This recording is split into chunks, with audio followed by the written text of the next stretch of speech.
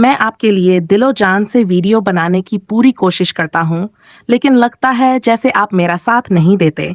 शायद आप मुझसे प्यार नहीं करते, लेकिन मैं आपको दिल से चाहता हूँ। इसलिए चाहे जैसा भी हो, मैं वही वीडियो बनाऊंगा जैसे मैं खुद हूँ। अगर आप थोड़ी मदद कर सकें, तो मुझे बहुत राहत मिलेगी। चमकदार सफेद रोशनी के नीचे ऊर्जा का तीव्र उतार चढ़ाव माहौल को झकझोर रहा था। जुओ फैन का चेहरा शांत और स्थिर था, लेकिन उसकी आंखों में गहराई से कुछ ऐसा था, मानो वह सब कुछ देख रहा हो। सामने खड़े बेल जिंगवेई की आंखें उपहास और कड़वाहट से भरी थीं, जैसे उनके भीतर हार का असीम बोझ समा गया हो। शाही महल के पहरेदारों ने जैसे ही जुओ फैन को रोकने की कोशिश की, वे चौंक गए। यह सब इतनी तेजी से हुआ कि उन्हें संभलने का मौका ही नहीं मिला। बेल जिंगवेई के होंठों से खून रिसने लगा, उनकी मुट्ठी गुस्से से भींच गई। उन्हें लगा जैसे उनका संपूर्ण साम्राज्य अचानक अंधकार में डूब गया हो। उनके गौरव, उनकी जीत का अहंकार सब धूल में मिल चुका था। इसी बीच आकाश में जैसे बिजली कड़की और पलक छपकते ही एक काली परछाई शांगुआन किंगयान के सामने प्रकट हुई। वह कुछ समझ पाते इससे पहले ही उन्हें हवा में उठा लिया गया। उनकी सांसें रुकने लगीं, चेहरा लाल पड़ गया और शब्द गले में अटक गए। आसपास खड़े लोग स्तब्ध रह गए। शांगुआन फैन की गहरी आवाज गूंज उठी, क्या कर रहे हो तुम? अपनी पहचान भूल गए हो क्या? यह तो हमारी अपनी संतान है। उनकी बातों में चेतावनी थी, लेकिन गुस्से के पीछे छुपा प्रेम भी साफ झलक रहा था। उन्होंने आगे बढ़ते हुए कहा, अगर लड़ना ही है तो आओ, मैं तुम्हारे साथ हूं, लेकिन यह अन्याय मैं सहन नहीं करूंगा। शांगुआन फैन के शब्द ठहरे हुए वातावरण को तोड़ते से लगे। उनके चेहरे पर एक अजीब सी दृढ़ता थी, जैसे वे अपने परिवार की इज्जत और मर्यादा के लिए किसी भी हद तक जा सकते थे। उन्होंने शांगुआन किंगयान को हल्के से पीछे किया और जुओ फैन की ओर देखा। गुइफान, मैं तुमसे एक अंतिम सवाल पूछता हूँ। उनकी आवाज गंभीर और भारी थी। तुम्हारे इरादे क्या हैं? यदि तुम्हारे मन में सच्चाई है तो बोलो, वरना इस मासूम जान का भार तुम्हारे हाथों पर होगा। जुओ फैन की आंखों में हल्की झिझक उभरी। इस बार उसके चेहरे पर केवल अहंकार नहीं, बल्कि दुविधा भी थी। उसने एक पल के लिए अपने विचारों को रोका और फिर धीरे से कहा, मुझे जाने दो, मेरे रास्ते में ना आओ। बेल जिंगवेई ने यह सुनते ही गहरी सांस ली। उनके भीतर कहीं यह एहसास पनप रहा था कि इस पूरी लड़ाई में हार केवल उनकी नहीं थी। उन्होंने महसूस किया कि कुछ रिश्ते, कुछ भावनाएं विजय और पराजय से परे होती हैं। उस पल पूरी जगह पर जैसे खामोशी छा गई। कोई नायक नहीं था, कोई खलनायक नहीं, केवल इंसान थे, अपनी महत्वाकांक्षाओं, अपने प्रेम और अपने कर्तव्यों के जाल में उलझे हुए। गहरी निस्तब्धता के बीच जुओ फैन का स्वर चीरता हुआ गूंजा, फेयन तलवार राजा, तुम ये क्या कर रहे हो? अपनी ही भतीजी को बंधक बनाकर मुझे धमकाना? क्या तुम्हें सच में लगता है कि यह सही तरीका है? उसकी आवाज में हल्की व्यंग्यात्मक हंसी थी, लेकिन उसके शब्दों में सच्चाई की एक तल्ख धार भी थी। सामने खड़े शांगुआन फेयन का चेहरा गुस्से और झुंझलाहट से भर उठा। आसपास खड़े सभी लोगों की निगाहें जुओ फैन पर टिक गईं, मानो हर कोई उसके अगले शब्द का इंतजार कर रहा हो। शांगुआन किंगयान की आंखें हल्के कंपन के साथ उस पर टिकी थीं। उसकी उम्मीद, उसकी मासूमियत और हल्की सी आह, जैसे उसे केवल एक इशारे की दरकार हो। शायद वह चाहती थी कि जुओ फैन किसी छोटी सी भावना का इजहार कर दे, कोई शब्द, कोई भाव जो उसके जीवन का मूल्य दिखाए। लेकिन जुओ फैन ने एक लंबी सांस ली, फिर उसकी आवाज हवा में गूंज उठी, सीधी और तीखी। लोगों की सोच यही है, 1 महीने की पहचान को स्नेह मान लेते हैं, लेकिन मैं कौन हूं? मेरे इरादे कभी भी पवित्र नहीं थे। मैं यहाँ मदद मांगने आया था। इसका मतलब साधारण था। किसी रिश्ते की डोर मैंने नहीं बांधी थी, तो भला इसमें कौन सी भावनाएं पनप सकती थीं? शांगुआन फेक्सियों की आंखों में गुस्सा उभर आया। उनके मुट्ठी भींचने की आवाज तक सुनाई देने लगी। बेल जिंगवेई ने खुद को संयमित करते हुए सोचा, यह लड़का चाहे जितना निर्दयी लगे, लेकिन उसकी चालाकी बेजोड़ है। उसके शब्दों के पीछे का सत्य को समझ नहीं पा रहा, सिवाय मेरे। जुओ फैन ने शांगुआन किंगयान की ओर एक ठंडी नजर डाली, फिर एक छोटे विराम के बाद हल्के से कहा, तुम्हें पहले ही चेतावनी दी थी, किसी और के लिए अपनी जान देने का कोई मतलब नहीं है। अब तुम्हारे पास खुद के लिए सोचने का समय है। यह सुनते ही शांगुआन किंगयान का चेहरा क्षण भर के लिए फीका पड़ा, लेकिन फिर उसने हल्का सिर हिलाया, जैसे वह पहले से ही तैयार हो। जुओ फैन ने एक हल्की मुस्कान के साथ कहा, जो लोग अपनी जिद पर अड़े रहते हैं उन्हें अपनी राह खुद ही बनानी पड़ती है, लेकिन यह समझना होगा कि किसी भी फैसले की एक कीमत होती है। तुम्हारे जीवन का भार सिर्फ तुम्हारे कंधों पर है। उसकी यह बात गहरी चोट की तरह थी। शब्दों में हिंसा नहीं थी, पर उनके प्रभाव में कठोरता थी। पूरे दृश्य पर चुप्पी छा गई। शांगवान फेन ने कुछ कहना चाहा, लेकिन जुओ फैन के तेवर ने उन्हें रोक दिया। बेली जिंगवेई ने अपने भीतर भीतर सोचा, यह लड़का दिखाता है कि वह निष्ठुर है, लेकिन शायद उसके शब्दों के पीछे कोई और सच्चाई छिपी है। यह भी एक कला है, भीतर की भावनाओं को नकारते हुए सच्चाई को डाल बना लेना। जुओ फैन ने अपनी हथेलियों को धीरे से सील किया, और जैसे जैसे उसका शरीर धीरे धीरे ओझल होने लगा, उसने एक अंतिम बात हवा में छोड़ी। याद रखना, जीवन में कुछ फैसले आसान नहीं होते, कुछ को समझने में उम्र लग जाती है। उसके इन शब्दों के साथ ही पूरी जगह पर जैसे सन्नाटा छा गया। जुओ फैन का चेहरा और आवाज ओझल हो गई, लेकिन उसके शब्दों की गूंज लंबे समय तक वहां मौजूद लोगों के दिलों में गहराई तक उतर चुकी थी। शांत वातावरण में वह नन्ही सी आवाज किसी शरारती फुसफुसाहट की तरह गूंजी, चाची। ये एक हल्की सी पुकार थी, लेकिन जैसे ही ये कानों में पड़ी, सभी की आंखें उस दिशा में टिक गईं। शांगवान किंगयान की सांसें धीमी हो चुकी थीं, उसका चेहरा पीला पड़ चुका था और उसकी नजरें अब भी जुओ फैन की ओर किसी अनकहे भरोसे के साथ देख रही थीं। जुओ फैन के चेहरे पर हल्का सा ठंडा ठहराव था, लेकिन उसकी आंखों में हलचल थी। वह सब समझ चुका था, यह केवल चालाकी की लड़ाई थी। उसकी नजरें बेली जिंगवेई पर टिकी और उसके होठों पर हल्की मगर बेहद तीखी मुस्कान उभरी। तुम सोचते हो कि मैं जानता नहीं? उसकी आवाज में एक संयमित गहराई थी, मानो हर शब्द तीर की तरह सीधा निशाने पर जा रहा हो। शांगवान किंगयान तुम्हारे लिए सिर्फ एक बंधक है, एक मोहरा, लेकिन मेरे लिए। वह थोड़ा रुका, उसकी आंखें पल भर को नरम हुईं और फिर वह आगे बढ़ा। मेरे लिए वह किसी सौदे का हिस्सा नहीं। तुम्हारी ये चालाकी, ये धोखा, सब बेकार है।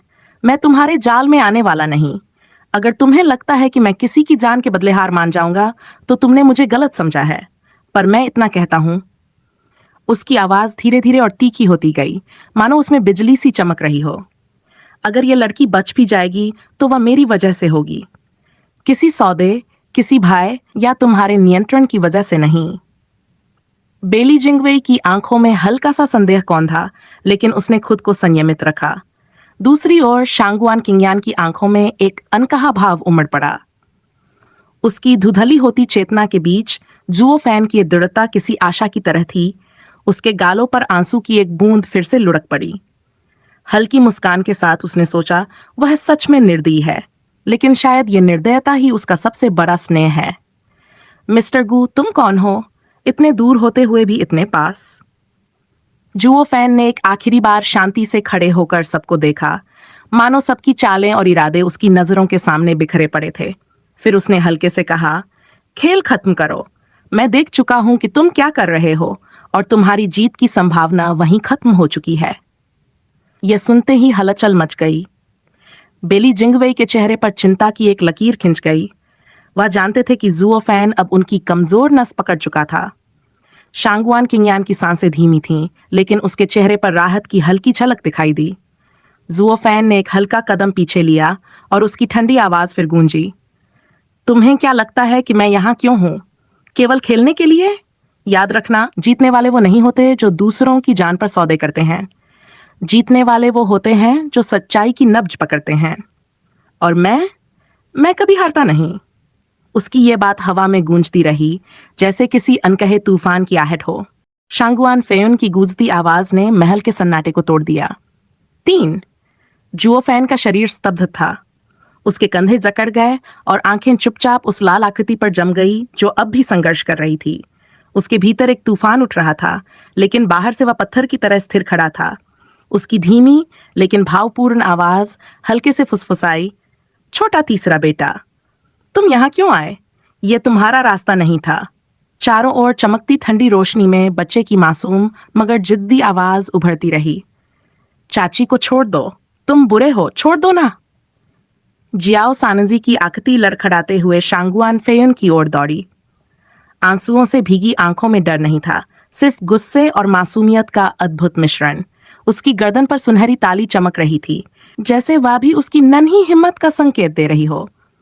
जुओ फैन की सांस भारी होती गई।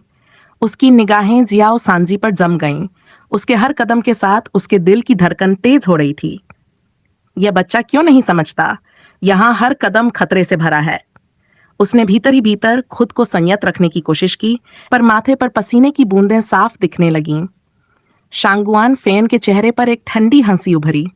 उसने जियाओ सांजी को थोड़ा ऊपर उठाते हुए कहा, हाँ हाँ हाँ गुयफान, तुम्हारा बेटा भी तुम्हारे ही जैसा जिद्दी है। सोच लो, अगर तुम्हें उसकी सलामती चाहिए तो। इससे पहले कि वह कुछ और कहता, जियाओ सांजी ने छोटे हाथों से झटपट कोशिश करते हुए चिल्लाया, बुरे आदमी, मेरी चाची को मत छूना, तुम बुरे हो। शांगुआन फेयन की आंखों में हैरानी की एक लकीर दिखी। उसने सोचा था यह सिर्फ एक मासूम बच्चा है, लेकिन उसकी हिम्मत कुछ और ही बयान कर रही थी। दूसरी ओर चुओ फैन ने धीरे से अपनी मुट्ठी कस ली। उसकी आवाज अब ठंडी मगर बेहद स्थिर हो गई। शांगुआन फैन, वह बहुत संयमित लेकिन गंभीर स्वर में बोला, तुम सोचते हो कि मासूमियत का इस्तेमाल करके तुम मुझे हिला सकते हो। तुमने मेरे बेटे की ताकत को नहीं, उसकी नीयत को कम आंका है। शांगुआन फैन थोड़ा ठिठका। उसके चेहरे की मुस्कान हल्की पड़ने लगी थी। जियाओ सांजी के चेहरे पर आंसू थे, लेकिन उसकी आंखों में उम्मीद की हल्की सी चमक थी।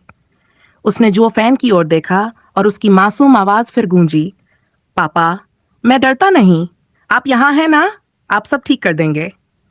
जुओ फैन की आंखों में हल्की नमी उभरी, लेकिन वह अब भी स्थिर खड़ा रहा। उसके भीतर अब हलचल थम चुकी थी। उसकी आवाज में एक सुकून और एक वादा झलक रहा था। छोटे तीसरे, भरोसा रखो, मैं तुम्हारे लिए हर मुश्किल को मिटा दूंगा, बस जरा धैर्य रखो। उसकी बातों में एक ऐसा विश्वास था जिसने शांगुआन फेन को चुप कर दिया।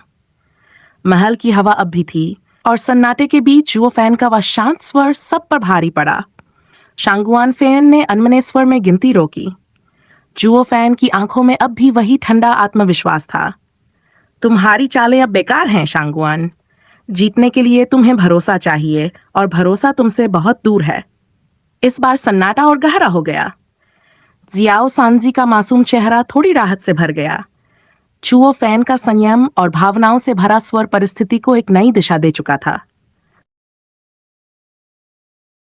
बेली जिंगवेई ने जुओ फैन की ओर एक छिचक भरी नजर डाली। वह अब भी शांत खड़ा था, जैसे उसके भीतर कुछ भी नहीं हिला। ये देख जिंगवेई ने हल्की हंसी के साथ व्यंग्य भरे लहजे में कहा, मास्टर, आप तो वाकई अद्भुत हैं। न कोई चिंता, न कोई भावुकता। इस लड़की के साथ कुछ दिन बिताए थे, फिर भी आपकी आंखें सूखी हैं। अब जब बात आपके बेटे की है, तो भी आपको कोई फर्क नहीं पड़ता। दुनिया में शायद ही कोई ऐसा पिता हो जो अपने बेटे को यूं जोखिम में छोड़ दे। काश मैं समझ पाता कि आपका दिल किस मिट्टी का बना है। उसके शब्दों में चुभन थी, लेकिन जुओ फैन की आंखें अभी भी स्थिर रहीं। उसका दिल धड़क रहा था, लेकिन बाहरी आवरण ठोस और अडिग था। वह जानता था, जियाओ सानजी अकेला नहीं था। ये एक जाल था, एक तालमेल की परीक्षा। शांगुआन फैन ने अपने स्वर को ठंडा करते हुए उल्टी गिनती जारी रखी। 2, 1। वह अंतिम शब्द जैसे हवा में गूंज उठा। शांगुआन फैन की आंखों में घातक इरादा चमका और वह ठंडी हंसी के साथ बोला, अगर पिता को बेटे की कोई परवाह नहीं, तो मैं इस मासूम की कहानी यहीं खत्म कर देता हूँ। लेकिन इससे पहले कि उसके शब्द हवा में पूरी तरह बहते, एक धमाके जैसी आवाज गूंजी। धड़ाम। शांगुआन फेयन का चेहरा अचानक झटके में बदल गया। उसकी आंखें चौड़ी हो गई जब उसे अपनी छाती के बीचों बीच एक असीम ताकत महसूस हुई।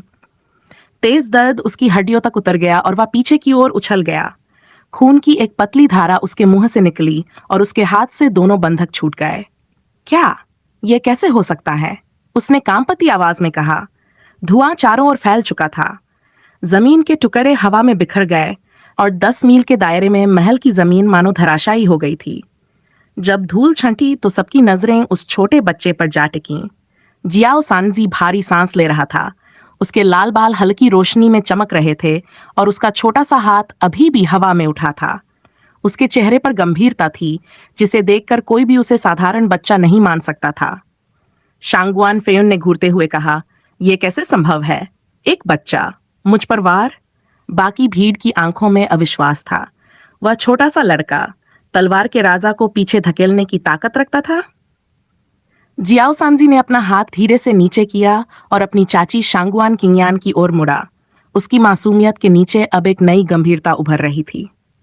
वह हल्की आवाज में बोला, चाची बस थोड़ी देर और, विरोध मत करना, पापा हमें यहां से ले जाएंगे। शांगुआन किंगयान स्तब्ध रह गई। उस 6-7 साल के बच्चे के चेहरे पर जो गंभीरता थी वह किसी बड़े योद्धा जैसी लग रही थी। लेकिन इससे पहले कि कोई और कुछ समझ पाता, शांगुआन फेयुन का गुस्से में भरा स्वर गूंजा, तुम जैसे बच्चे की ये हिम्मत, अब देखो कैसे तुम हैं। और फिर आसमान से एक चमकदार तलवार का तूफान उतरने लगा। हवा में तलवार की गूंज इतनी तीव्र थी कि मानो जमीन और आकाश 2 हिस्सों में बंट जाएंगे। जियाओ सानजी ने अपनी चाची का हाथ कसकर पकड़ लिया। उसका चेहरा अब भी शांत था, लेकिन उसकी आंखों में संकल्प की ज्वाला थी। और तभी जुओ फैन की दाहिनी पुतली में हल्की सुनहरी रोशनी चमकी, जैसे पूरा आकाश उसके आदेश का इंतजार कर रहा हो। अब समय आ गया है, उसने हल्की मगर दृढ़ आवाज में कहा। उसकी बात के साथ ही हवा में हलचल तेज हो गई। जियाओ सांजी के चेहरे पर हल्की मुस्कान उभरी। वह जानता था उसका पिता यहाँ है। उनके बीच का तालमेल अब रंग लाने वाला था। शांगुआन फैन की तलवार की रोशनी गहरी हो रही थी, लेकिन जियाओ सांजी और जुओ फैन के बीच वो अनकहा विश्वास पूरे मैदान पर भारी था। शांगुआन किंगयान के चेहरे पर हल्की सी पीड़ा झलक रही थी। तलवार की वह भयानक ऊर्जा सीधे उनके सामने आ रही थी, और भले ही जियाओ सानजी के शरीर में गेंडा की अविश्वसनीय ताकत थी, फिर भी वह इस आक्रमण को झेलने के लिए पर्याप्त नहीं था। उनके सामने केवल एक ही परिणाम दिख रहा था, विनाश। शांगुआन फिक्सियोंग की चीख गूंजी, उसका स्वर आक्रोश से भरा था। शांगुआन फेन, क्या तुम्हें जरा भी शर्म नहीं? 5 राज्यों के स्वामी होने के बावजूद तुम एक बच्चे और एक महिला पर वार कर रहे हो। तुम्हारा यह कृत्य कैसे सहन किया जा सकता है? क्या तुम में जरा भी गरिमा बाकी है? शांगुआन फेन का चेहरा तिरस्कार से भरा था। उसकी आंखों में वह ठंडापन झलक रहा था जो किसी भी भाव को दबा देता है। उसने कड़वी हंसी के साथ जवाब दिया, बच्चा? क्या तुम इसे बच्चा कह रहे हो? यह कोई साधारण बालक नहीं है। क्या तुमने कभी किसी बच्चे को देखा है जो अपनी एक मुट्ठी से राजा को घायल कर दे? भले ही यह चुपके से हुआ हो, मगर उसकी ताकत भयावह है। यह कोई बच्चा नहीं, एक राक्षस है। उसके शब्दों ने हवा को और भारी कर दिया। शांगुआन फिक्सियोंग स्तब्ध रह गए, मगर उनके हाथ अब बंधे थे। वह केवल अपनी जगह पर खड़े होकर भय और चिंता से वह दृश्य देख रहे थे। लेकिन वहां खड़ा जुओ फैन सबसे अधिक चिंतित था। उसकी सांसें तेज थीं। उसकी खाली पुतली की कला को चरम पर पहुंचाना था, जो शांगुआन फेन की उस तलवार की गति से तेज हो। अगर उसकी कला जरा भी धीमी पड़ी तो जियाओ सांजी और शांगुआन किंगयान का भाग्य सील हो जाएगा। छोटा तीसरा बेटा। जुओ फैन के दिल से यह चीख निकली। उसकी दाहिनी पुतली की रोशनी अब बेतहाशा चमक रही थी, मगर इस अत्यधिक प्रयास के कारण उसकी आंख से खून की धार बह निकली। लेकिन वह रुका नहीं। उसकी नजरें जियाओ सांजी पर जमी थीं, उसके छोटे बेटे पर जो अब जीवन और मृत्यु के बीच खड़ा था। अचानक जियाओ सांजी की ओर का स्थान कांप उठा। हवा में एक झटके की लहर दौड़ गई, जैसे स्वयं अंतरिक्ष हिल रहा हो, मगर तलवार की ऊर्जा भी अब उनके करीब पहुंच चुकी थी। यह समय ने फस। जुओ फैन के भीतर एक गर्जती आवाज गूंजी। वह पूरी ताकत से अपनी कला को तेज कर रहा था। हर पल उसे शांगुआन फेन के प्रहार को रोकने और जियाओ सांजी को बचाने की कोशिश करनी थी। शांगुआन फेन की तलवार अब और पास थी। उस प्रहार ऐसा लग रहा मानो वह और जमीन को चीर देगा। पूरी जगह पर एक भयानक गुराहट भर गई थी। जियाओ सांजी ने धीरे से शांगुआन किंगयान का हाथ पकड़ा। उसके चेहरे पर एक दृढ़ मुस्कान थी, मासूमियत और साहस का अद्भुत मिश्रण। उसने हल्की आवाज में कहा, चाची, भरोसा रखो, पापा हमें यहां से ले जाएंगे। उसकी बातों में एक ऐसा विश्वास था जो किसी भी तूफान को शांत कर सकता था। तलवार का प्रकाश अब अंतिम क्षण में पहुंच चुका था। यह जीवन और मृत्यु का वाक क्षण था, जहां हर सांस मायने रखती थी। जुओ फैन की पुतली चमकी और उसने पूरे मैदान को कांपने पर मजबूर कर दिया। उसकी आवाज हवा में गूंजी, एक ऐसी चीख जो संकल्प और शक्ति से भरी हुई थी। जियाओ सानजी, अब क्षण भर में समय जैसे ठहर गया। चारों ओर फैला आतंक जैसे मिटने लगा, क्योंकि पिता और पुत्र की अटूट तालमेल ने उस घातक हमले को धता बताने की ओर कदम बढ़ा दिया था। पुकारो। शून्य को चीरती हुई एक अनोखी ध्वनि गूंज उठी, जैसे किसी अज्ञात शक्ति ने पूरे आकाश को झकझोर दिया हो। तलवार की मारक ऊर्जा, 1 मीटर की दूरी से भी उनके चारों ओर हवा को चीरती हुई बड़ी और स्पंदन धीरे धीरे थमने लगा। समय की नोक पर खड़े जुओ फैन और शांगुआन फेल्युन, एक विनाश का अग्रदूत और दूसरा जीवन का रक्षक, अपने अद्वितीय कौशल की पराकाष्ठा पर पहुंच चुके थे। मगर इस द्वंद्व में भी जुओ फैन के लिए समय जैसे रेत की तरह मुट्ठी से फिसल गया। किसी को बचाना हमेशा कठिन होता है, किसी को मिटा देने से। दोनों की शक्तियां एक ही क्षण में उभरी, अंतरिक्ष के नियम झुक गए और समय का प्रवाह जैसे थम सा गया। लेकिन तलवार की ऊर्जा जो शांगुआन फेल्युन की ओर से निकली थी, वज्र की तरह उन तक पहुंच गई। जुओ फैन के प्रयास के बावजूद वह अंधकारमय ऊर्जा शरीर को झकझोरने लगी। मांसपेशियां जैसे कड़ी हो गईं, नसें टूटने लगीं और सांसें गहरी होने लगीं। छोटा तीसरा बेटा। आह्वान की इस चीख में दर्द, भय और विश्वास सब समा गए। जुओ फैन और शांगुआन किंगयान की आंखों में एक ही समय में उम्मीद और निराशा की ज्वाला भड़क उठी। लेकिन उस क्षण गु सेंटोंग ने अपनी छोटी दृढ़ काया के साथ कदम बढ़ाया। उसकी आंखों में चिर स्थिरता और निडरता का संचार था। उसने शांगुआन किंगयान को पीछे धकेला और तलवार की ओर लपका, मानो मृत्यु को अपनी बाहों में समेटने जा रहा हो। मैं, गु सेंटोंग, कभी पीछे नहीं हटता। एक साधारण प्रहार मुझे हरा नहीं सकता। उसकी आवाज में गर्व था, मानो वह पूरे आकाश को चुनौती दे रहा हो। लेकिन तलवार की ऊर्जा ने उसे छुआ। उसका चेहरा पहले लाल, फिर क्षण भर में पीला पड़ गया, जैसे हवा ने उसे पीछे खींच लिया। हालांकि इस पल के साहस ने चमत्कार कर दिया। गु सेंटोंग की मुट्ठी ने तलवार की गति को धीमा कर दिया। वह पल भर की देरी किसी के लिए नगण्य हो सकती थी, लेकिन जुओ फैन के लिए वह पल वरदान बन गया। शांगुआन किंगयान की आंखों में घबराहट थी, लेकिन पलक झपकते ही एक चमकीला प्रकाश उभरा। जुओ फैन की शक्तियां सक्रिय हुईं और समय मानो एक बार फिर उनके पक्ष में झुक गया। शांगुआन किंगयान उस रोशनी के घेरे में सुरक्षित चली गई और तलवार वह शून्य में बिखर गई, परंतु उसके पीछे की जमीन एक विशाल विस्फोट में खंडहर में तब्दील हो गई। आसपास के मास्टर्स, जो मुंह गवाह थे, अपनी चोटों की परवाह किए बिना भय से सिहर उठे। सन्नाटा छा गया। हर आंख शांगुआन फेल्युन की अद्वितीय शक्ति और जुओ फैन की निडरता को टकटकी लगाए देख रही थी। शांगुआन फिलक्सियोंग ने अपनी बेटी को सुरक्षित देखा तो उसकी सांसें भारी हो गईं। उसने जुओ फैन को देखा। उसकी आंखों में उलझन थी। यह लड़का कौन था? नफरत या आभार? दोनों भाव उसके दिल में एक साथ उमड़ पड़े। यह बच्चा, उसने धीमे स्वर में कहा, जैसे खुद से ही बात कर रहा हो। उसका साहस और उसकी शक्ति किसी को भी झुकने पर मजबूर कर सकती है। वह कोई साधारण व्यक्ति नहीं।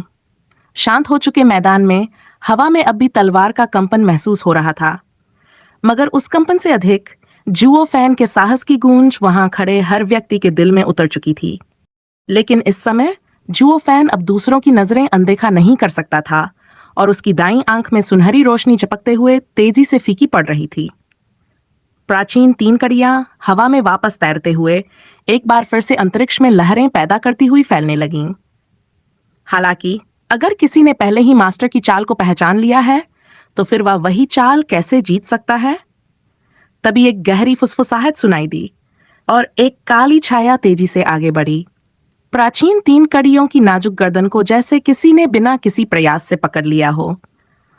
हाथ की एक हल्की लहर ने पूरे स्थान को कंपन कर दिया और वह जगह जैसे कुछ भी न हुआ हो, शांत हो गई। जुओ फैन का शरीर एक झटके से कांप उठा। उसकी सांसों की गति रुक गई और उसकी आंखों से सुनहरी रोशनी पूरी तरह से गायब हो गई। वह फिर से सामान्य हो चुका था। ऊपर की ओर देखा तो वह जान पाया कि यह कोई और नहीं बल्कि शांगुआन फेल्युन था, जो गहरी नफरत और क्रोध के साथ उसकी ओर देख रहा था। शांगुआन फेल्युन? हन। शांगुआन फेल्युन की आवाज में ठंडी और अपमानजनक मुस्कान थी। गु यिफान, तुम्हारे बारे में सोचा नहीं था कि एक 11वीं रैंकिंग का कीमियागर होने के अलावा तुम्हारे शरीर में इतने सारे अजीबोगरीब जादू हैं। वह शांगुआन किंगयान की ओर मुड़ा और गु सेंटोंग का शरीर जुओ फैन के सामने लाकर उल्टा कर दिया। उसके शरीर से खून की धार लगातार बह रही थी और शांगुआन फेल्युन ने घृणा और तिरस्कार से कहा, एक बड़ा राक्षस और एक छोटा राक्षस, तुम दोनों की मां ने आखिरकार बूढ़े आदमी की आंखें खोल दी। तुम्हारा बेटा अद्भुत शक्ति वाला, मगर तुम्हारे जिस मुक्के ने बूढ़े आदमी को चोट पहुंचाई, उसने सचमुच उसे क्रोधित कर दिया। अब बूढ़ा आदमी इस छोटे खरगोश को मारने का मन बना चुका है। जुओ फैन की आंखों में अब केवल गहरी निराशा थी। उसने आहें भरते हुए महसूस किया कि इस लड़ाई का अंत अब तय हो चुका था। लेकिन शांगुआन किंगयान ने इसे देखा और त्वरित प्रतिक्रिया व्यक्त की। गुयेफान, कृपया उसे बचाओ। तलवार महज एक वस्तु है, पर वह तुम्हारा बेटा है। शांगुआन फेल्युन ने एक और हंसी की और जियोसंजी के शरीर को हवा में लहराते हुए कहा, हाँ, बस एक तलवार और एक मृत वस्तु, क्या वह तुम्हारे बेटे से अधिक महत्वपूर्ण हो सकता है? उसका चेहरा अब पूरी तरह से हंसी से भरा हुआ था, जैसे किसी ने उसे मजाक बनाने का खुला मौका दे दिया हो। जियोसंजी का शरीर उसकी कमजोरी और रक्त की धारा के कारण एक दुखद दृश्य बन चुका था। इस दृश्य ने हर व्यक्ति को अंदर से गहरे आघात पहुंचाया।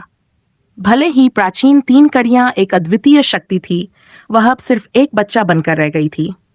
ये देखकर कि एक पिता अपने बेटे को बचाने के लिए कुछ नहीं कर पा रहा, सबकी आंखों में अब केवल रहम और क्रोध था। गुसेंटोंग ने जैसे ही अपनी आंखें खोलीं, वह मुश्किल से जुओ फैन को देख पाया और फिर एक राहत की मुस्कान उसकी आंखों में आ गई।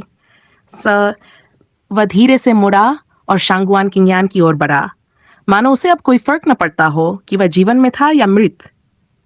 उसकी आंखों में अब कोई भय नहीं था, उसकी मुट्ठियां कसकर बंद हो गईं और वह महसूस कर रहा था कि उसका मन अब शांत था। फिर उसने अचानक शांगुआन किंगयान के कंधे को पकड़ लिया और एक निर्णायक कदम बढ़ाया। क्या? शांगुआन किंगयान एक पल के लिए असमंजस में था, लेकिन एक ही क्षण में तारे आसमान में एक नई रोशनी से भर गए। उसकी आंखों में अब जिज्ञासा और समझ का मिश्रण था।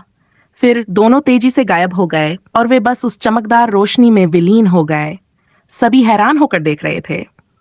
जो लोग आसपास खड़े थे, यहां तक कि वे जो ये नहीं मान सकते थे, उन सबकी आंखों में अब चकित भावनाएं थीं।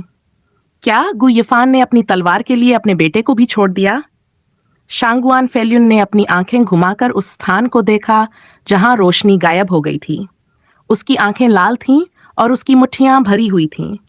उसके हाथ में जियोसंजी का शरीर था और उसके अंदर एक गहरी आक्रोश का संचार हो रहा था। क्या तुम अब समझ पाए? वह चिल्लाया, तुमने अपने बेटे को छोड़ दिया और अब मैं तुमसे नफरत करता हूं।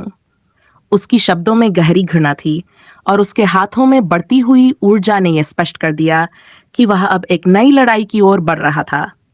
लेकिन इस समय उसकी उंगली हवा में लहराई और एक जोरदार धमाके के साथ 9 आकाशों से एक चमकदार प्रकाश फिर से फूट पड़ा और बिग डिपर सीधा नीचे आ गया। लेकिन इस बार यह राजा के महल से नहीं टकराया, बल्कि फेयन शहर और प्राचीन घर में जुओ फैन के पैरों के पास आकर ठहर गया। एक बल्गीय प्रकाश का एक विशाल स्तंभ पूरे आकाश को रोशन कर गया और शांगुआन फेयन की घृणा से भरी तलवार तुरंत हवा में रुक गई, बिना नीचे गिरे। यह क्या है? उसी समय बेली जिंगवेई ने जल्द ही मना किया और एक तेज नजर से प्रकाश की किरण को देखते हुए उसने अपने आसपास के गुरुओं से पूछा, यह क्या हो रहा है? गुरु आपस में आंखों में सवाल और भ्रम से देख रहे थे। एक सरणी शिक्षक थोड़ी देर सोचने के बाद सिर झुकाकर बोला, मास्टर क्यूई, प्रधानमंत्री, स्वर्ग और पृथ्वी के बीच एक अपना कानून होता है। इस गठन विधि में भी यही लागू होता है। ये इस बात पर निर्भर करता है कि कितनी ऊर्जा इकट्ठी की जा सकती है। कोई फर्क नहीं पड़ता कि कौन सा गठन है, कुछ भी इस आधार पर होता है। अगर ये व्यक्ति पवित्र आत्मा पत्थर का उपयोग करता है, तो वह महल में बड़े आकार के गठन को जल्दी से स्थापित कर सकता है। इस तरह के गठन के मास्टर को देख सकते हैं कि जैसे एक कुशल रसोइया बिना चावल के खाना नहीं बना सकता, वैसे ही इस छोटे से गठन का भी मूल्य है। ऐसे बड़े पैमाने पर संचरण में समय लगता है और इस पर झोंगझों के लोग ध्यान रखते हैं। इसका मतलब है वह शायद महल से बाहर नहीं जा सकता। लेकिन इससे पहले कि वह अपनी बात पूरी करता, बेली जिंगवेई ने गुस्से से हाथ हिलाया और चिल्लाया, लानत है, जल्दी मत कहो। अगर वह दूर नहीं जा सकता तो हम अभी भी उसे पकड़ सकते हैं। फेयन तलवार, उस बच्चे के साथ हम उसे पकड़ने के लिए उनका पीछा करेंगे। उसके शब्दों के साथ ही बेली जिंगवेई ने तेजी से डैन किंगशेंग की ओर देखा, जो चुपचाप खड़ा था और उसकी आंखों में अब पूरी समझ थी। डैन किंगशेंग तुरंत उसके पास आया और दोनों जल्दी से उस स्थान की ओर उड़ गए जहां प्रकाश की किरण गिरी थी। यह सच था कि वह एक साधारण साधक था और अगर गुयुआन के पास कोई ताकतवर अस्तित्व नहीं था, तो शायद उसकी गति इतनी तेज नहीं थी कि वह छोटे टेलीपोर्टेशन सरणियों का पीछा कर सके। ये देख शांगुआन फेयन ने तुरंत समझ लिया कि उसका इरादा क्या था। वह जानता था कि इस छोटे से संकर का इस्तेमाल एक सौदेबाजी चिप के रूप में किया जा सकता है। बिना और कुछ कहे उसने प्राचीन संतोख के कमजोर शरीर को उठाया और तेजी से उस चमकते हुए स्तंभ की ओर उड़ने लगा। बाकी गुलियान मास्टर्स भी पीछे पीछे चले गए और किसी ने भी गिरने की हिम्मत नहीं की। अचानक वांगफू परिसर जहां मास्टर मौजूद थे सुनसान हो गया और केवल 5 लोग वहां मौजूद थे। शांगुआन फेक्सियोंग, शांगुआन परिवार के मास्टर और शांगुआन परिवार के 3 जीन प्रसाद, साथ ही शांगुआन यूलिन का मरता हुआ शरीर पड़ा हुआ था। सभी को दूर जाते हुए देखकर शांगुआन फेक्सियोंग और बाकी लोग निराश महसूस कर रहे थे। उनके मन में एक खालीपन था, जैसे उनकी उपस्थिति अब किसी के लिए मायने नहीं रखती थी। क्या हमारी डोंगजो गैंगस्टर्स को इतनी कम समझ है? उन्होंने मन ही मन सोचा। हर कोई हमें बिना किसी चिंता के नजरअंदाज कर रहा है, जैसे हम हवा हो। यह अज्ञानता, यह अज्ञेयता इन बुजुर्गों को उदास करने से नहीं रोक सकती थी, लेकिन यह उनका दिल तोड़ने के लिए काफी था। अतीत में वे दूसरों से डरकर अंधेरे में छिपे रहते थे, लेकिन अब वे इतने अप्रासंगिक हो गए थे कि कोई भी उन्हें गंभीरता से नहीं ले रहा था। शांगुआन फेक्सियोंग ने दूर से प्रकाश की किरण को देखा और उसकी आंखों में एक गहरी आह सी उठी। यांगजी नदी की लहरें लगातार बढ़ती जाती हैं, हर पीढ़ी पहले से अधिक मजबूत होती है। यह अप्रत्याशित है कि हमारे शांगुआन परिवार की महिमा इतनी जल्दी फीकी पड़ गई है। वह बालों वाला बच्चा हमारी तुलना करता है। उसके मन में यह विचार आया और वह पूरी तरह से समझ गया कि युवा गुयफान के पास वह शक्ति है जो शांगुआन परिवार के लिए खतरे की घंटी साबित हो सकती है। अगर वह कभी ताकत हासिल करता है तो वह न केवल एक अद्भुत योद्धा बनेगा, बल्कि एक ऐसा व्यक्ति बनेगा जो शांगुआन परिवार के लिए खतरे से भी ज्यादा कुछ साबित हो सकता है। गुयफान वह सिर्फ एक युवा था, लेकिन उसके पास एक ऐसी ताकत थी जिसे नजरअंदाज नहीं किया जा सकता। यह ऐसा नहीं है कि हम मंद हैं, लेकिन उसकी रोशनी इतनी तेज है। शांगुआन फेक्सियोंग ने धीमे धीमे अपनी दाढ़ी को सहलाते हुए कहा। एक उपासक ने सिर झुकाकर हल्का सा सिर हिलाया और बुदबुदाया। रात में तारे चमकीले होते हैं क्योंकि काले बादल चांदनी को अवरुद्ध करते हैं। चांदनी इसलिए चमकदार है क्योंकि सूरज पहाड़ी से नीचे गिर चुका है। फिर चांदनी काले बादल से बाहर निकल आती है और तारों की रोशनी अब वैसी नहीं रहती। सूरज पहाड़ी की चोटी पर चढ़ चुका है और चांदनी गायब हो जाती है। लड़का अब सूरज और चांद की तरह है। उसकी रोशनी इतनी चकाचौंध है कि हमें नजरें झुका लेनी पड़ती हैं। अगर वह इस बार सुरक्षित निकल जाता है तो भविष्य में उसकी रोशनी और भी तेज होगी। भविष्य असीम है। यह सुनकर सभी ने एक दूसरे की ओर देखा और सिर झुकाकर सहमति व्यक्त की। एक नया युग आ रहा था और नया बलवान उभरने वाला था, और हम अब बूढ़े हो चुके हैं। समय ने हमसे हमारी शक्ति छीन ली है। तो क्या अब भी हम उसे पकड़ने का प्रयास करेंगे? क्या हम फिर से उसी बुढ़ापे की छांव में जीने के लिए उसकी टोह लेंगे? शांगुआन फेक्सियोंग ने फिर से उस चमकती हुई रोशनी की ओर देखा और उसकी आंखों में एक उदासी थी। धीरे से सिर झुकाते हुए एक दूत ने कहा, यह जरूरी नहीं है। बाघों और भेड़ियों की तरह एक खतरनाक स्थिति में हम भले ही इसे बचा न पाए, लेकिन उस बच्चे ने यह कर दिखाया है। अब वह बच्चा उसी मार्ग पर चल रहा है जो उसने पहले खुद के लिए तय किया था। वह कैसे पीछे हट सकता है बिना किसी नुकसान के? यानर उसका पीछा करेगा और सब कुछ ठीक हो जाएगा। इसके बजाय अगर हम उसे पकड़ नहीं पाए तो वह आकाश की तलवार हमारे हाथों से निकल जाएगी। इसे पकड़ने का कोई मतलब नहीं है। हम बच्चे के पीछे छुप सकते हैं, रोशनी थोड़ी कम हो सकती है, लेकिन जैसे ही वह भागेगा हमारी रोशनी तुरंत वापस चमकने लगेगी। उस समय उनका ध्यान हम पर केंद्रित होगा। ये अपरिहार्य है कि एक और भयंकर संघर्ष होगा। हम इतने लोगों से नहीं लड़ सकते। अगर हम बाहर निकलते हैं तो बाहर रह जाएंगे। बिना किसी सफलता के हार का सामना करना उचित नहीं होगा, और ऐसा मूर्खता भरा निर्णय कोई नहीं करेगा। यह सुनकर शांगुआन फेक्सियोंग ने कुछ देर सोचा, फिर हल्के से सिर झुकाया और आह भरी। लड़का, तुम कितने भी चालाक और धूर्त क्यों न हो, हर कदम में तुमने हमसे फायदा उठाया। फिर भी मुझे तुमसे कोई शिकायत नहीं है। लेकिन यानेर अलग है। वह वास्तव में तुम्हारे पिता और बेटे की तरह तुम्हारा ख्याल रखती है और हमेशा चाहती है कि तुम उसका सम्मान करो और उसकी रक्षा करो। इस बूढ़े आदमी को उस पर कोई आपत्ति नहीं है। शांगुआन फेक्सियोंग ने धीरे से सिर झुका लिया और फिर शांगुआन यूलिन की ओर इशारा किया, जो गड्ढे में पड़ा था। उसकी आंखों में शोक था और उसने कहा, तो अब इस छोटे से जानवर के बारे में क्या किया जाए? देशद्रोहियों का वही हश्र होना चाहिए। इसे वापस लाओ और इससे पूछताछ करो। एक पुजारी ने गुस्से में कहा और उसकी आंखों में क्रोध की एक हल्की सी चमक थी। शांगुआन फेक्सियोंग ने इसे सुना, फिर सिर झुकाते हुए कहा और गड्ढे में उतरने के लिए उठ गया।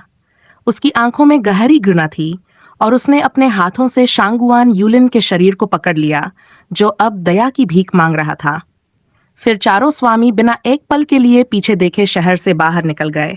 वे यहां से किसी बात को नियंत्रित नहीं कर सकते थे, लेकिन अपने गद्दारों से कैसे निपटें, यह उनका काम था। हम सब खाली हाथ हैं, और क्या हमारी ये दुख भरी स्थिति इस दुनिया में सही है? शांगुआन यूलिन ने आहत होकर सोचा। वह अंदर ही अंदर सोचता रहा कि उसने सबके लिए कड़ी मेहनत की थी, लेकिन कोई भी उसकी कड़ी मेहनत की सराहना नहीं करता। सच्चाई यह थी कि शांगुआन यूलिन ने कभी नहीं समझा कि उसने जो काम किया वह सिर्फ खुद के लिए नहीं, बल्कि उन सभी के लिए था। वह एक जासूस था, लेकिन अपने कर्तव्यों से बिल्कुल बाहर हो चुका था। कोई भी उसकी निष्ठा को नहीं देख रहा था। लेकिन इस सब के बावजूद उसे यह भूलना नहीं चाहिए था कि उसकी गलतियों की कीमत अभी चुकानी थी।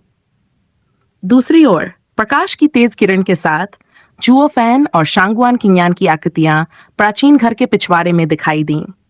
शांगुआन किंगयान के चेहरे पर चिंता थी, लेकिन वह कुछ कहने से पहले ही आकाश के टूटने की आवाज सुनाई दी। ये शांगुआन फेन का काम है। शांगुआन फेक्सियों के गुट की गति बहुत तेज थी और पल भर में वे प्राचीन घर की ओर उड़ गए।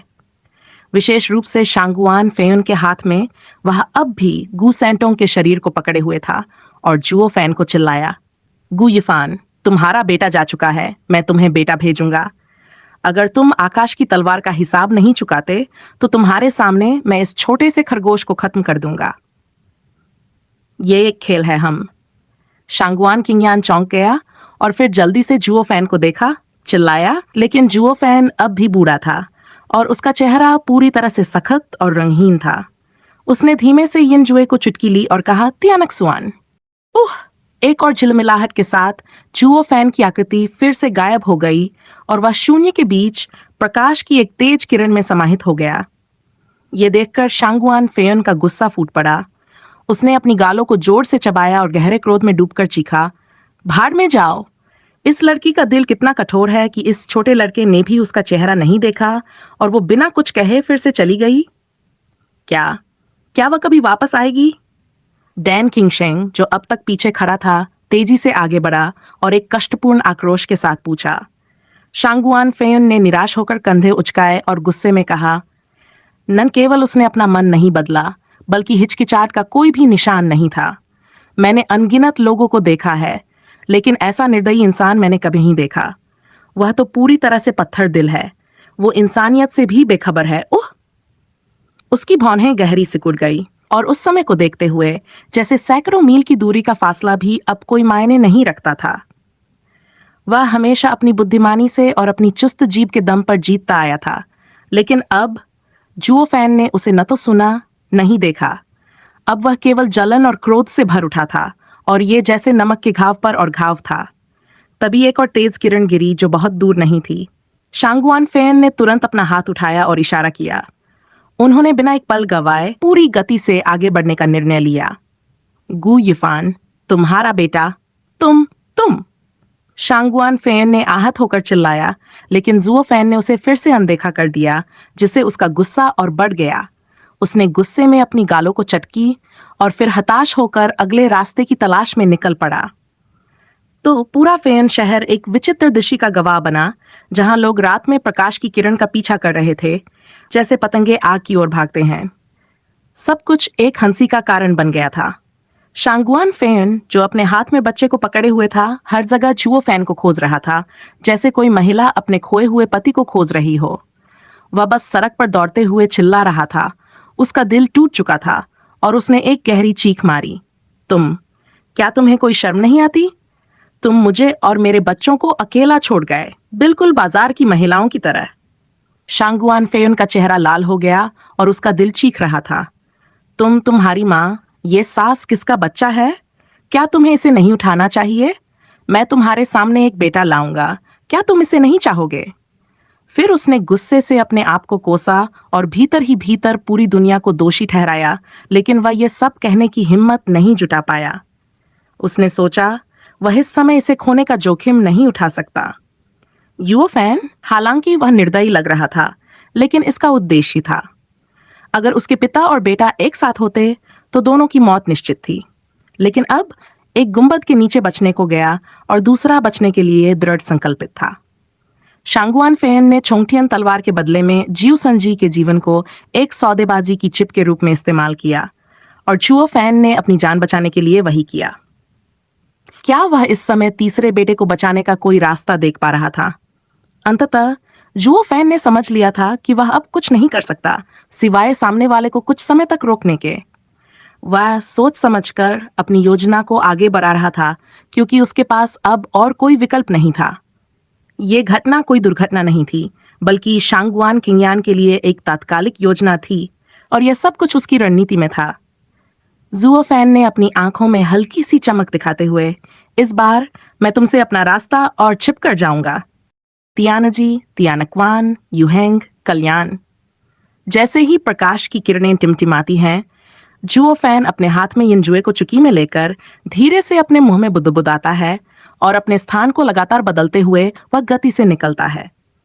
हर बार जब वह सैकड़ों किलोमीटर दूर शांगुआन फेन से छिपता है और फिर जिस जगह पर प्रकाश गिरता है, वहां से वह फेन शहर से हजारों मील दूर भूमि के बाहर उड़ता जाता है।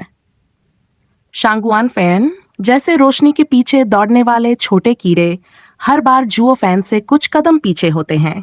वे उसके पीछे भागते हैं, लेकिन जब भी वे उसे पकड़ने का प्रयास करते हैं, वह फिर से गायब हो जाता है। शांगुआन फेन अब निराश हो चुका था। वह केवल एक गहरी आह भर सकता था, और एक हल्की सी मुस्कान के साथ धीरे धीरे अगले रास्ते पर बढ़ते हुए सोचने लगा, कितनी बार वह भागेगा? हम इतने समय से उसका पीछा कर रहे हैं और फिर भी उस तक नहीं पहुंच सके। यह बहुत कष्टकारी है। वह जैसे किसी खेल के खिलौने की तरह लाचारी से दौड़ता जा रहा था। एक ठंडी हवा का झोंका उसकी आंखों में। वह थक चुका था, लेकिन कोई ठहराव नहीं था। वह जैसे सिर पर आकर कुछ बड़ा होने का इंतजार कर रहा था। इसी दौरान 4 किरणों की एक और श्रृंखला के बाद शांगुआन फेन का धैर्य आखिरकार टूट गया। वह आहत और गुस्से में एक गहरी सांस भरते हुए बड़बड़ाया, क्या यह लड़की मुझसे खिलवाड़ कर रही है? क्या वह मुझे मजाक बना रही है? अगर वह फिर से इसी तरह भागी तो मैं इसे और नहीं सहन करूंगा। पहले तो इस छोटे लड़के को मार डालूंगा, फिर इस पुरानी यिफान की तलाश करूंगा। जोंगजोउ क्षेत्र में मुझे विश्वास नहीं है कि इस बूढ़े आदमी को उसकी हथेली पर उठाकर वह कहीं भी जा सकता है। फिर वह और भी गंभीर हो गया और अपने पास खड़े बेली जिंगवेई की ओर एक ठंडी नजर डाली। जिंगवेई ने खुद को नहीं रोका और धीरे से कहा, मास्टर, क्या हमें अब तक इस गठन में कुछ नया देखा है? हर कोई बारी बारी से एक दूसरे की ओर देखता है, फिर एक एक करके चुपचाप संकेत करता है। उन्होंने अंततः एक बार फिर अपनी जगह बदली और सभी ने बेली जिंगवेई को प्रणाम किया। मास्टर, मैं इसके बारे में कुछ समझ सकता हूं। यह एक सामान्य टेलीपोर्टेशन सरणी नहीं है। अगर यह सामान्य मार्ग से चलता तो इसका प्रसारण पृथ्वी की नसों से होता, लेकिन इस स्टार टेलीपोर्टेशन सरणी ने स्वर्गीय रास्ता अपनाया है। यह स्वर्गीय शक्ति से जुड़ा हुआ है जो नश्वर को पार करने नहीं देती। बेली जिंग का चेहरा अब एक गुस्से में तपाक से लाल हो गया और वह बोला, अब हमें इसके बारे में नहीं सोचना चाहिए कि यह तारा सरणी किस तरह से काम करती है। मुझे तो यह जानना है कि वह बच्चा अब कहां जाएगा। एक गहरी सांस लेते हुए उसने बाकी मास्टरों की ओर देखा और अपनी सोच को पूरी तरह से केंद्रित कर दिया। उसके पास कोई थामने वाला नहीं है, लेकिन अगर हम उसे नहीं पकड़ पाए तो यह हमारी हार होगी। मास्टर ने तुरंत आकाश की ओर इशारा करते हुए कहा, स्वर्ग और पृथ्वी के नियमों से कोई ना कोई रुकावट आएगी। मुझे विश्वास है कि अगर वह यहां से भागने में सफल हो जाता है तो हम उसे पकड़ नहीं पाएंगे। उसकी आंखों में एक आत्मसंतुष्ट मुस्कान चमक उठी। मैं देख सकता हूं उसके अगले पड़ाव तक पहुंचने का समय आ गया है। मास्टर के शब्दों ने बेली जिंगवेई को भी आश्वस्त कर दिया। सबका ध्यान अब उस स्थान की ओर था जहां अगले क्षण में पूरी टेलीपोर्टेशन प्रक्रिया को अंतिम रूप मिलेगा।